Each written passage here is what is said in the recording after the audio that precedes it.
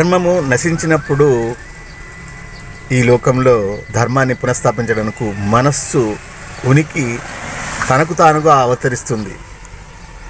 మీరెవరో మీకు తెలియదు, కానీ తెలిసినట్టు నటిస్తూ ఈ సమాజాన్ని మోసగిస్తూ మిమ్మల్ని మీరు మోసగించుకుంటూ ఈ సమాజంలోని అమాయక ప్రజలను వారి యొక్క మానధన ప్రాణాలతో ఆటలాడుతున్నారు.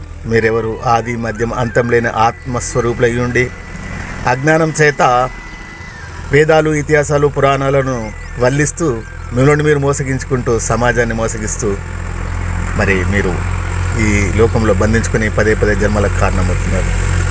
మీలోని అంధకారాన్ని, మీలోని అహంకార మమకారాలను తుంచివేయడం కొరకు నా ఈ అవతారం. ధర్మ సంస్థాపనార్థ సంభవామి యుగే. ధర్మము నశించినది కనుక నేను అవతరించాను.